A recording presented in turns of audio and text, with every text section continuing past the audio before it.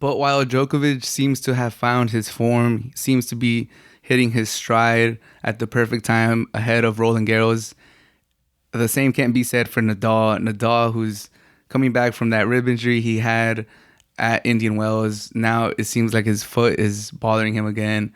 He got to the round of 16 in the Italian Open in Rome, and he looked good. He was playing against Shapovalov. He was up 6-1 in the first set. It looked like Nadal, vintage Nadal and clay. It looked like he was going to coast to a victory. We're going to see him go into the round of 8. And then it seemed like his foot just started bothering him. He couldn't move. There was clearly a limp on him. And after that, Shapovalov, obviously a quality tennis player, blood in the water, took advantage of Nadal's injury. And don't want to take anything away from Shapovalov. He had a great tournament too. Beat Nadal 7-5, 6-2 in the last 2 sets and eliminated Nadal from Rome. And now, as a Nadal fan, as just a fan of tennis, it's just like, damn, that foot is really like chronic. It's a chronic pain. It's a chronic injury, and it seems like it's never gonna go away. Nadal even hinted at retirement after more problems with his foot. He said it's not an injury; it's like some chronic thing that he has to deal with for his life.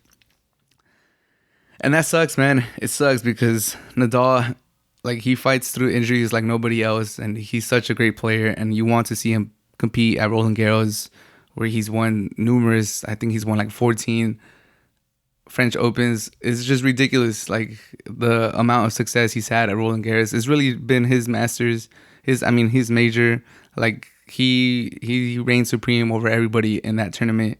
And I was looking forward to him going into Roland Garros with the good form, especially once he hurt his ribs. It was like, damn, hopefully he's able to come back and be in good shape for Roland Garros. And now his foot is flaring up, and it just doesn't seem like, even if he does play, which I think he will play, it doesn't seem like he's going to have the best of tournament just because that foot is really bothering him.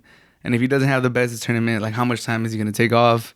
Is it going to be like last year where the French Open was like pretty much his last tournament? I think he played Washington, and then that was it. He called it for the year, and then we saw him, go on that run to start this year. Like, what does the future hold for Nadal? And it's sad. It's as a tennis fan, it's like, was the 22-0 start that we saw him start the season with, was that the last great thing that we're going to remember from Nadal? Because it just seems like these injuries are starting to pile up more consistently. Like, he's always going to have that foot injury, and we just hope that, that foot doesn't bother him consistently, or like there's enough gaps where we are able to enjoy his tennis. And then if there's other injuries between those foot injuries, like the ribs, it just seems like it's too much start, stop, start, stop, start, stop. And at some point, like, is that just going to get the best in Nadal? Like, is it even worth it at some point? Like, if you only have like 6 months to play before your foot starts bothering you, and then between those 6 months, there's another rib injury, there's something else that keeps you from just enjoying the time that your foot gives you. I don't know. It's sad to think about it, but, it's something that becomes more real and more real the more that foot keeps bothering him. And then I also think about changing sports. I think about Dirk Nowitzki, and he's come out and said after retirement that he wishes, he kind of thinks if the last 2 years that he played basketball were worth it, because his knees and his legs are just bothering him so much post retirement. Like, he wonders, like, is it worth it? Was it worth it? Should I have called it maybe 2 years earlier? Because now I want to play with my kids, and my legs are just not holding up. They're not allowing me to do the things that I want to do post retirement. And it's kind of sad to think about Nowitzki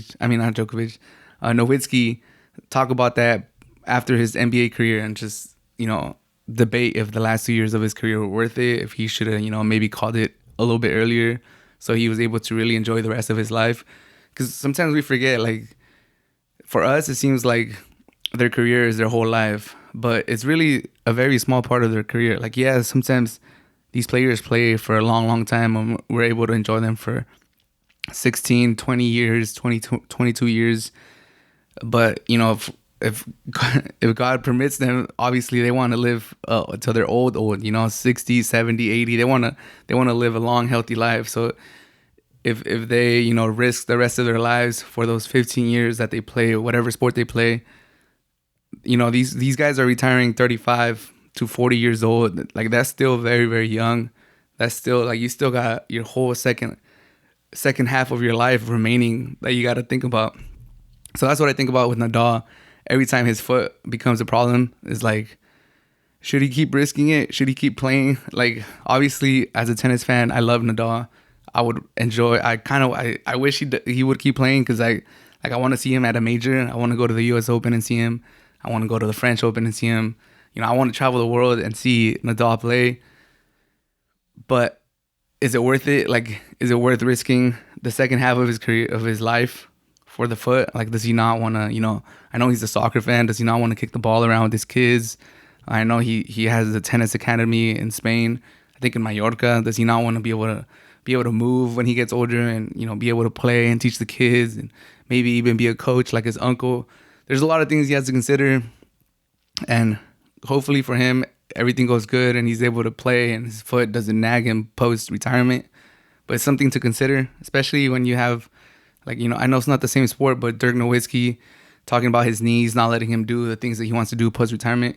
It's just something to think about. But hopefully Nadal is able to, use this week to recover. Hopefully he's able to do something to his foot and we're able to see somewhat the best version of Nadal at Roland Garros.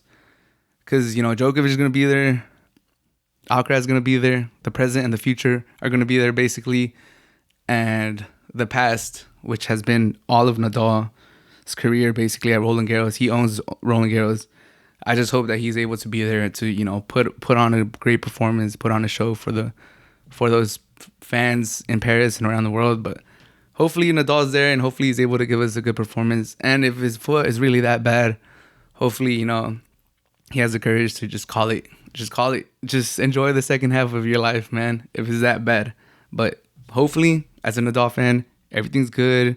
He'll just massage it, maybe put a little needle somewhere and he'll be able to play at Roland Garros.